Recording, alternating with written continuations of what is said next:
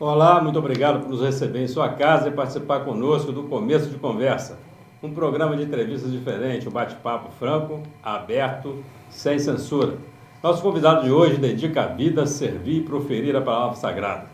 O destino e uma boa dose de vocação o trouxeram do interior do Ceará para Caratinga, onde deu início à sua trajetória religiosa. Deixou a cidade, passou por outros 2 estados nos últimos 9 anos e agora retorna como quem ainda possui algumas raízes por essas bandas, onde tudo de fato teve início no seu sacerdócio. Vamos para um rápido intervalo e na volta você vai saber quem é esse convidado especial do Começo de Conversa de hoje. Até lá.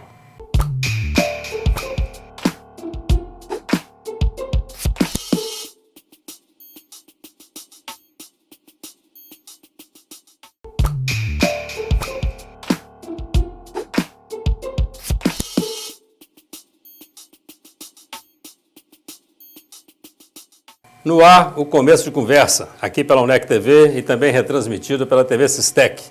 Hoje, mais uma vez, nosso programa está imperdível. Temos a presença ilustre do Frei Antônio Júnior de Vasconcelos Gualberto, o Frei Júnior, membro da Ordem dos Carmelitas Descalços, da Paróquia Nossa Senhora do Carmo, no bairro Esplanada, em Caratinga. Ele que também está concluindo o curso de Psicologia. Frei Júnior, muito obrigado.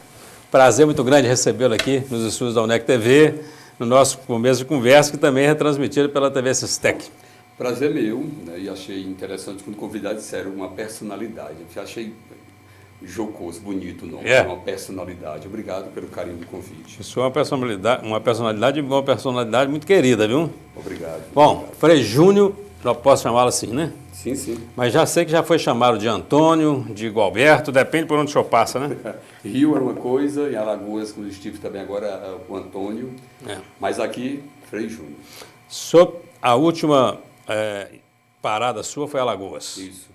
E aí o senhor veio para Caratinga agora. Isso, houve um capítulo em janeiro e fui transferido. Alagoas, perto do Ceará, já é subindo, já é Nordeste. Já. O senhor é cearense. Cearense. De onde, Frei? De Tianguá. Tianguá. Uma Serra da Ibiapaba, a primeira cidade da Serra. Seus pais são cearenses? Todos dois. Estão lá ainda? Meu pai já faleceu, minha mãe hoje mora em Fortaleza. O senhor é de uma família de quantos irmãos? Nós éramos em 6. 8, mas morreu um casal. É um casal. Vocês são 6. 6. E os outros irmãos? 5 mulheres e eu de homem. E elas fazem... Todos moram em Fortaleza. Todos em Fortaleza. Isso. Casadas? Casadas, separadas. Separadas, trabalhando. Isso, todas trabalhando. Alguma religiosa, não? Não. Uma ainda fez uma caminhada dentro do Carmelo para ser monja, mas descobriu que a vocação era o matrimônio mesmo. E de onde surgiu essa vocação do senhor para o sacerdócio? Bem, muita gente imagina que um padre, ele é, vamos dizer assim, forjado muito cedo. Eu sou uma vocação mais tardia. Até meus 20 anos eu nunca imaginava na minha vida ser padre, nem passava pela minha cabeça ser mesmo? padre. Não. Mas quando fui morar em Fortaleza, com 14 anos, fui para poder estudar e fazer faculdade. Terminando já a faculdade em Fortaleza, minha primeira faculdade, eu participei da renovação carismática e me inseri muito na comunidade lá do bairro onde eu morava. E comecei a sentir uma inquietação muito grande. Eu podia dar um pouco mais de mim. Eu poderia servir um pouco mais. Mas não imaginava ser padre diocesano. Muito bem. Mas não. E descobri o Carmelo, lá em Fortaleza, através de uma música. Fortaleza mesmo. Isso, através de uma música. E procurei as monjas. Quando vi as monjas lá, todas elas enclausuradas, eu disse, não, isso não é para mim, não. Imagina ficar desse jeito, não é para mim. Aí, para surpresa, a madre chegou e falou, não, os homens são de vida apostólica contemplativa. Então, eu estava em paróquia, assim, eu vou para aqui mesmo. E aos 23 anos, eu entrei no Carmelo, aqui em Caratinga. O que chamou a atenção do senhor nessa música? Era uma música sobre o Carmelo? Era uma música carmelitana, uma poesia de um santo nosso, que falava em esse encontro com Deus como alçar um grande voo, um grande desejo da alma. Eu não consigo desarticular alma, corpo, espírito, não. Esse ser humano todo aberto para Deus que busca essa comunhão com Ele. E aquilo ali me impactou de uma forma, eu disse, que música é essa? De onde vem isso? E aí me emprestaram a fita cassete. E ao me emprestar a fita, eu ouvi e disse, não, eu tenho que aprofundar o que é isso. Aí fui descobrir quem era Santa Teresinha, Santa Teresa, São João da Cruz, que são os baluartes, né, os santos mais importantes do Carmelo. E aí começou a caminhada. E a família, recebeu isso bem? Sim. Pai, mãe, não queria, eu tenho um filho, eu quero ser filho de professor, eu quero ser filho de doutor, o que é isso? E eu era professor. Quando eu disse para meu pai e para minha mãe que queria ser carmelita, acho que nem eles acreditaram. Pelo meu jeito expansivo, impulsivo, muito intenso, e a ordem religiosa quase que monástica, digamos assim, mas não somos monges. Meu pai questionou apenas assim: meu filho, você vai aguentar estar longe de nós e ir para um lugar tão austero? Eu nem imaginava que meu pai sabia essa palavra que significava austero. Eu disse: papai, eu vou fazer um teste.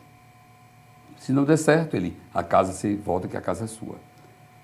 E isso vai fazer 22 anos agora. Em 22 anos que o senhor saiu de casa? Isso, que eu saí de casa para... E por que Caratinga? Só para eu entender. O senhor estava em Fortaleza e veio se inscrever no Carmelo de Caratinga. Isso. Quando eu descobri o Carmelo, veio todo o processo de discernimento vocacional, entrei em contato com os frades e escrevi para um deles, o Frei Afonso, que hoje é provincial, e houve encontros lá em Fortaleza, e eu participei de 2 deles, e no segundo fui convidado. Então, a casa de formação inicial é aqui em Caratinga, por isso vim para cá.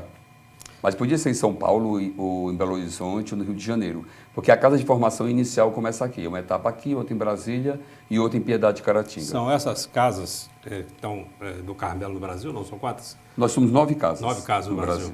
Éramos em 11, foram fechadas 2 agora. Mas aqui no Brasil estão em que estados? Estamos em Alagoas. Alagoas, Fortaleza? Não. Fortaleza não tem carmelita descalço. Não tem? Não, só mulheres, só as monjas. Ah, é. Interessante. Interessante. Mesmo na época que o senhor... Isso, mesmo na época. Até hoje nós não temos casa lá. Tá. Então temos casa no Nordeste, temos em Brasília, Rio de Janeiro, São Paulo, em São Roque e na capital, e em Belo Horizonte temos 2 casas. E aqui 2 também. Muito bem. Daqui o senhor foi para o Rio de Janeiro, né? Saiu de Caratinga há 9 anos. Há 9 anos. Eu era pároco aqui, depois do Frei Geraldo. Muito bem. Eu fui convidado a assumir a paróquia, logo depois de ordenado. Eu ordenei em outubro e já em janeiro eu estava como pároco. E aí foi para o Carmelo, no Rio de Janeiro. Isso, aí fui para Basílica Santa Terezinha, ajudar na comunidade lá. Muito bem, que é da Ordem dos Carmelitas, isso, né? Também. Mantido por elas. E o senhor começou a estudar no Rio de Janeiro? Isso, psicologia foi lá. Psicologia. Foi lá. Muito bem. E veio agora para Caratinga transferido. Isso, passei por Alagoas e agora também, Caratinga. no curso de também. psicologia. Também. Na UNEC. Na UNEC, vim encerrar o curso na UNEC. Recepção boa? Muito, eu fiquei... O que eu senti, eu fiz de tudo para vir para Caratinga. Tudo. Porque lá em Alagoas eu voltava a fazer somente o estágio. E eu sabia que aqui a análise da matriz curricular podia dar algum problema. E não deu. Né? A Esté, o pessoal do protocolo, o Marco Antônio também, o professor coordenador, fizeram de tudo para ver a matriz curricular e tudo se encaixou. Que bom. E quando menos esperei, dia 2 já estava vindo para cá e no dia 6 estava em sala de aula. O senhor estava em Alagoas, na Praia do Francês. Sim. Uma das praias mais bonitas do Brasil. E Exatamente. o padre tomava banho de mar? Todo dia. É? Eu, inclusive, estava começando a aprender a fazer bodyboard. É mesmo? Aí, Então, todo dia eu ia à praia. bacana. Então, é encantador. Praia boa demais, né? Praia linda, né? É uma praia muito bonita. Muito linda. Pobreza ali pro lado das Alagoas. Muita. Muito sério, né? Muita. O senhor estava em qual comunidade o senhor estava lá? A nossa paróquia, a matriz fica na Praia do Francês. Então, toda aquela região ali de Marechal Deodoro, que a metade de Marechal Deodoro, é nossa paróquia. Então, região, tem um povo bem sofrido por ali, não tem? Tem ali a pobreza é gritante. Quem é rico é muito rico. Quem é pobre é muito pobre. Muito pobre. É uma situação caótica. E se percebe bem a dominação de uma classe sobre a outra, né? Sim. Eu fiquei impressionado, o senhor falou que passou pelo Rio de Janeiro, eu já fui à missa, assisti uma missa numa igreja no Rio de Janeiro, na Conde Bonfim. E você percebia as pessoas muito bem vestidas mesmo, eram pessoas de classe social mais elevada, né? Na igreja próxima ali ao Hospital da Ordem, o senhor sabe onde fica ali. Sim, sim. E assim, e muito pobre do lado de fora, esperando a missa terminar para poder pedir aos ricos que estavam dentro da igreja. Então você percebia assim, uma separação de classe muito grande, né? O pobre sem rede de entrar, o rico com medo de sair. É uma coisa de maluco isso, né, padre? O Rio de Janeiro ele tem um cinturão de pobreza que envolve muito o Rio grande. de Janeiro. Você tem ali a formiga, o borel, né? E a nossa paróquia é lá de Santa Terezinha, a Basílica, a famosa Basílica de Santa Terezinha lá na Tijuca, é a única paróquia que não tem comunidades, que antigamente chamavam-se de favelas, mas tem o maior centro de prostituição da América Latina dentro da paróquia. É mesmo? A Vila Mimosa, que é uma situação assim muito complexa. Temos uma capela perto dessa realidade e o trabalho lá é muito E tem difícil. um trabalho com essa comunidade? Tem, muito difícil. Difícil? É muito difícil, porque são 2.000 mulheres que se prostituem lá dentro. Nossa. E o tráfico, então é muito perigoso. O terreno é um terreno perigoso, terreno muito minado e de muita pobreza. Então o trabalho ali pastoral tem que ser pisando em ovos. Você tem que ter muito cuidado com o que você fala. No dia que eu assumi a capela, eu fui capelão, lá 2 anos e meio, a pessoa que coordenava esse centro de prostituição foi à missa, para saber quem era que ele estava chegando ali e se aprovar eu continuar ali. É mesmo? É um negócio sério. Coisa complicada. Mas vamos para um rápido intervalo, mas nós voltamos já já. Você não saia daí, nós temos um bate-papo aqui muito bom com o Frei Júnior, ele que está de volta a Caratinga, Frei Antônio Júnior de Vasconcelos, o Alberto. O Frei Júnior, lá do Carmelo, como a maioria dos caratinguenses dizem, lá da Rua da Piedade. Não saia daí, nós voltamos já já.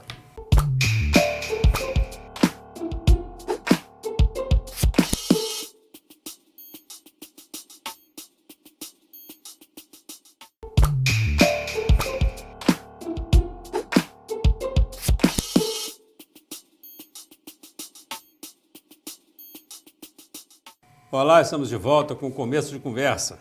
E você que chegou aí agora, tem a oportunidade de assistir ao segundo bloco de uma entrevista muito interessante com um convidado muito especial, o Frei Antônio Júnior de Vasconcelos, o Alberto, o Frei Júnior.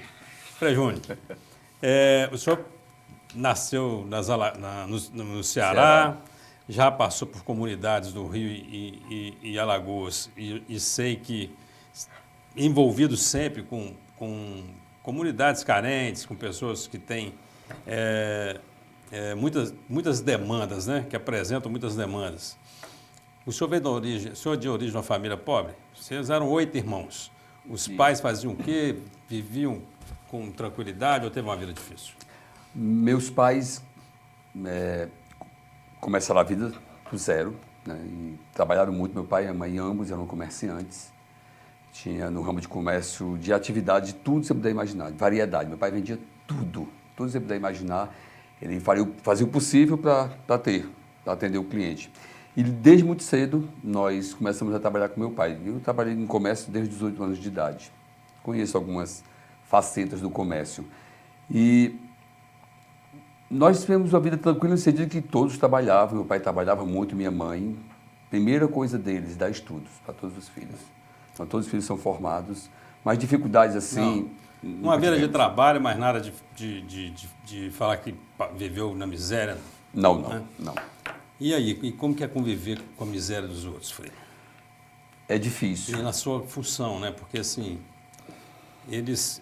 as pessoas mais carentes, elas sempre esperam mais das autoridades.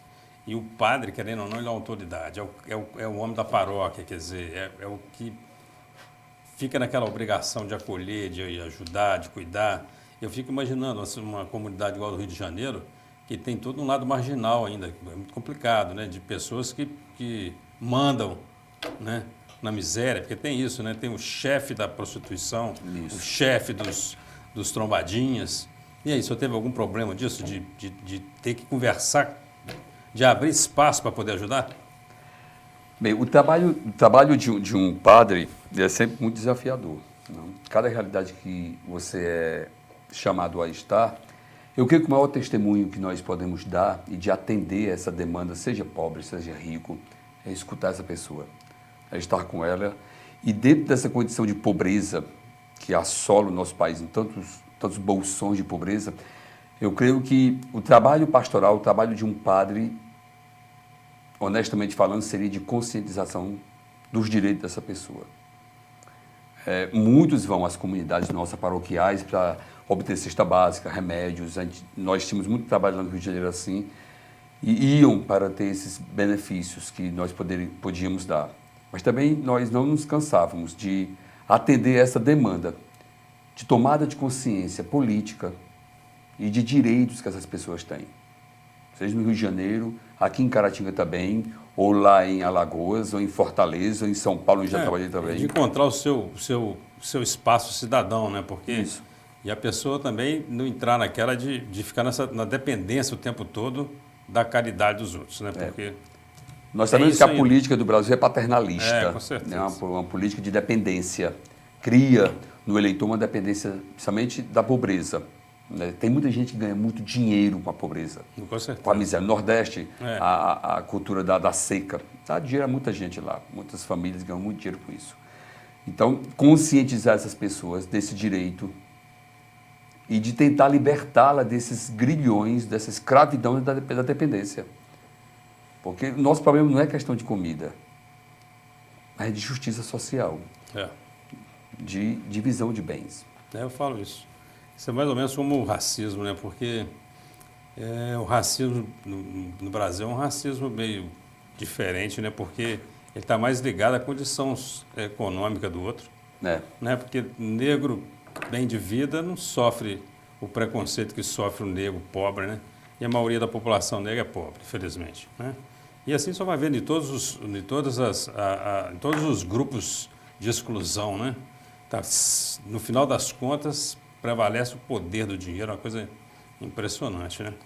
E eu acho interessante só falar isso, como que a política brasileira, ela insiste em manter o pessoal pobre e mal educado. Né? Porque são as duas coisas juntas, né? Isso. Pobre e mal educado, porque a educação ela ajuda a tirar o pessoal da situação de dependência. Por isso todo o sucateamento da educação, né? Toda a corrupção, porque um povo culto, um povo que tem cultura, que estuda, ele tem consciência da política, ética e sabe dos seus direitos. Então, nós sabemos dos bolsões, dos currais eleitorais no Brasil espalhados, que famílias dominam, né, deputados, senadores, etc, etc. Nós já sabemos essa história mais do que desde quando o Brasil é Brasil. Os Sarneys lá no Maranhão, né? A exemplo deles, aí tem isso no Brasil inteiro, espalhado em cada canto. Calheiros, não é? Em Alagoas, Melo. Os Melo. É muito, muito complicado. Ordenado por Dom Luciano Mendes de Almeida, o santo. Está em processo, privilégio, né? Está em processo de canonização, não está? Isso. Dom Luciano? Já o processo já está E foi uma vida fantástica, eu tive a oportunidade de ler sobre a vida dele, uma coisa muito bacana, muito bonita. O senhor foi ordenado por ele onde? Como é que Aqui foi isso? em Caratinga. É mesmo? Isso. Logo que eu fui ordenado diácono, nós ordenamos diácono para depois ordenar padre. Fui ordenado pelo cardeal lá de Belo Horizonte. E logo comecei o trabalho lá, o meu provincial transferiu para Caratinga. E eu queria muito vir para cá. Eu estava já ansioso para ele dizer, você vai para Caratinga.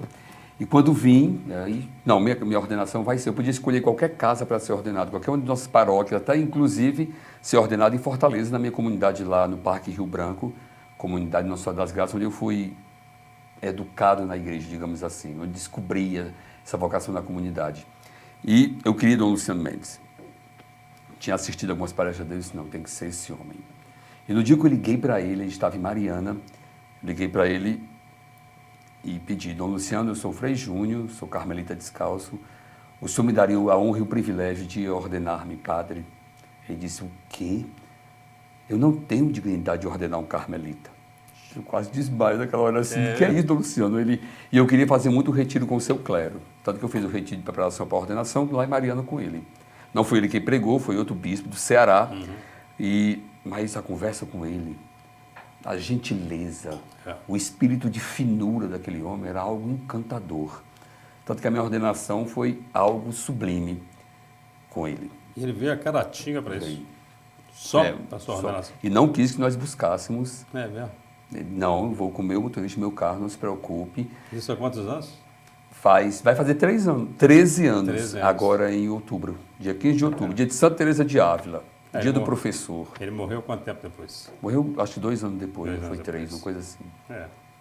E um grande homem, Parece. grande marco, um grande bispo na história do Brasil. Um grande homem, uma grande relacionamento. pessoa, né? E como que anda o processo de... Eu não tenho muitas informações. Não tem, não? Eu creio que já seja servo de Deus, É. já foi aceito no Vaticano. Depois vem a beatificação e canonização, né? Tem os milagres, aquela coisa toda. Eu daqui a um tempo eu vou poder falar que eu entrevistei um homem que foi ordenado por um santo. A pessoa diz que um homem que é santo arrasta um bocado. Eu estou Pois no é. meio dessa confusão toda. Quem sabe o último da fila, mas estou no meio. Frei Júnior fazendo psicologia. Eu queria falar sobre isso um pouco. Vamos lá. Como é que funciona isso aí? O padre, né? O padre e o psicólogo. E eu queria ir pelo lado do significado do que é ou não é pecado. Uhum. Né? Porque a igreja tem todo esse conceito de pecado e que nós católicos sabemos muito bem qual é. Mas aí o psicólogo vira e fala que um homem pode fazer tudo que o fizer feliz, desde que não prejudique a outrem. E o pecado, como é que fica no meio dessa história?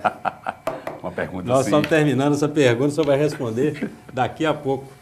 E você não saia daí, nós voltamos já já com mais Frei Júnior, que vai falar para nós sobre a sua atuação como padre e como aluno do último período de psicologia. Daqui a pouco nós teremos o psicólogo Antônio Júnior. Nós voltamos já já.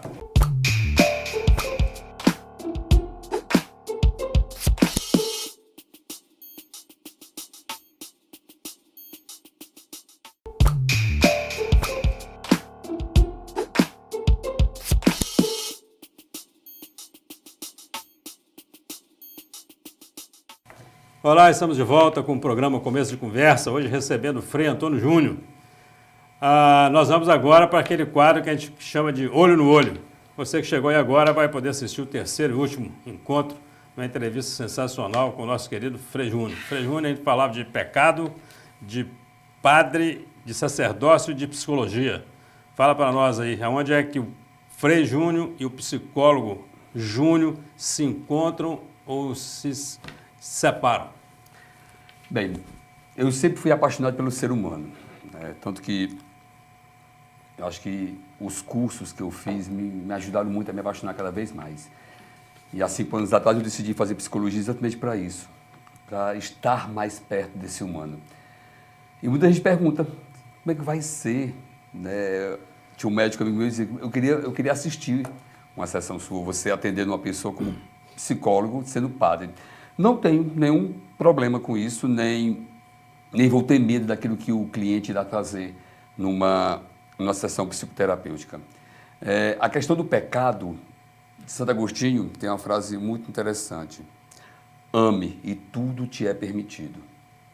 É por esse viés que eu entro que a questão da condição humana, essa condição que tem suas limitações, tem suas questões. Estamos em processo de evolução.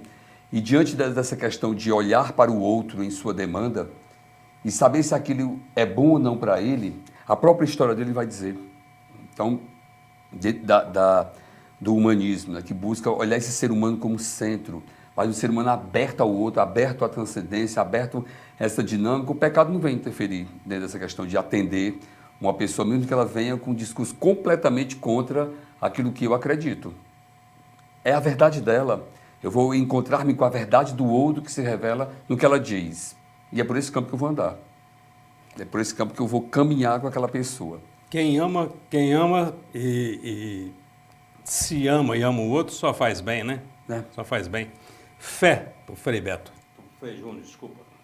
Grande homem, Frei Beto. Grande homem. Frei Beto. Inteligente, homem inteligente. Fé.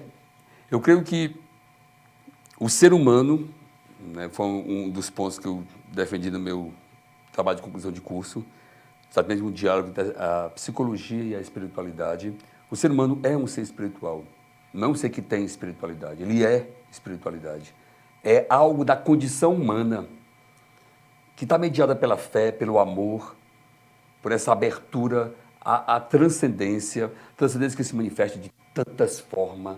Deus é multifacético, tem várias faces, vários rostos. E nós vamos captando essa revelação, esse Deus que se aproxima de diversas formas, cada um na sua cultura, no seu jeito. Isso que eu acho bonito no ser humano.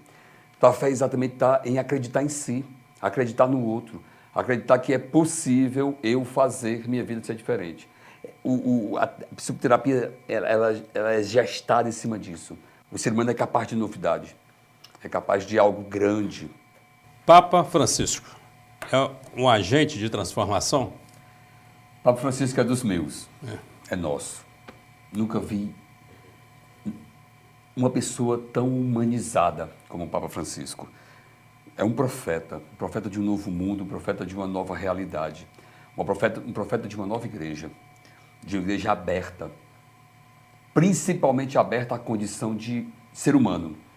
O que fundamenta toda a espiritualidade do cristianismo é Cristo humanado, Ele um de nós. Esse Papa veio gritar isso para o mundo. Deus se fez um de nós, mantém um diálogo conosco. Por isso que a verdadeira espiritualidade, eu creio que dá abertura para o outro, encaixa o outro, por mais diferente que ele seja. Por isso que esse Papa ele é essa luz no meio ao caos que estamos vivendo no mundo. Um caos que está começando a entrar nas suas ordens. Não? Para chegar à ordem, temos o caos primeiro. É um homem que grita a humanidade de Cristo no meio da humanidade nossa. Muito bem.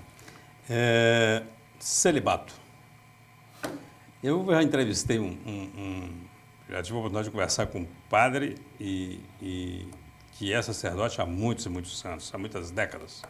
E ele falou, eu sou celibatário porque eu optei por ser padre.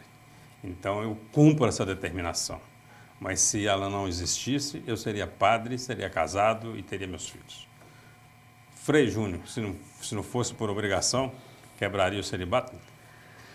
Desde meus 10 anos de idade, eu descobri que eu não tenho vocação para o matrimônio. É mesmo? É muito grande para mim, é muito bonito, é muito grande. Eu acho mais fácil ser padre do que casar. Gente, e olha que eu faço muito casamento e trabalho com casais há 22 anos. Desde que eu entrei no Carmelo que eu trabalho com casais. É uma experiência fabulosa, é muito grande. Eu compartilho minha vida com o outro e ser motivo de felicidade para o outro. Então, desde os 10 anos de idade, se o Papa, vamos dizer que esse Papa agora entra no diálogo com os cardeais, com toda a igreja e abra o celibato. O religioso não poderá casar, só os diocesanos. O religioso não pode casar porque ele fez voto de castidade pela vida inteira expressa, né? no voto de castidade, quando ele se consagra definitivamente. Se o Papa abrisse para os padres casarem, os diocesanos casarem, eu acho que pouquíssimos casariam. E desses pouquíssimos, muitos se arrependeriam. Não porque o casamento é ruim. Tem que ter vocação para casar. Tem até uma brincadeira que fala, casamento em si é bom, em mim é que não era. Já ouviu falar isso? Casamento Primeira em si vez, é gostei. bom, é em mim é que não é. É um desafio, como um é um desafio desafio ser muito padre, grande. ser um bom padre. Não, ser bondoso com as pessoas, de ter tempo para elas. Não, podemos comparar um pouco. As pessoas não estão muito preparadas. Se o Papa abrisse esse diálogo e abrisse para os padres casarem, olha, ia dar uma confusão grande. Qual o sentimento que predomina hoje no seu retorno a Caratinga? Expectativa. É outro Júnior, é outro Frei Júnior, é mais amadurecido, mais bonito, mas mais amadurecido, digamos assim. São outras pessoas, a paróquia cresceu, já passaram 4 párocos depois de mim. Então, eu não sou pároco, é o Frei Everaldo que é pároco, sou vigário dele, mas eu venho com um desejo de ajudar, um desejo de contribuir, também como psicólogo, daqui a poucos meses, de contribuir, de poder ajudar. Estudei tanto, acho que eu posso ajudar um pouco mais. E a acolhida das pessoas é algo encantador. A pessoa chegar para mim, Frei Júnior, que bom que você voltou. Isso me deixa entusiasmado. Muito bom, né? Quem é Frei Júnior? Um homem intenso, um homem bom, sou uma pessoa boa, um bom padre. Eu tentei me convencer disso por um bom tempo já e creio que seja um bom padre, sou um bom padre. Gosto das pessoas, gosto do ser humano, sou uma pessoa acessível. Essa minha intensidade, tenho esse impossível muitas vezes, amedronta um pouco as pessoas muitas vezes têm medo de chegar perto do Frei Júnior, mas sou muito acessível. Falo no que eu creio, sou uma pessoa que busco me humanizar cada vez mais, tendo como modelo exatamente esse Cristo humanado, e uma pessoa que busca muito pela sua autenticidade. Um homem. Feliz? Feliz. Em processo, digamos assim. É. Né?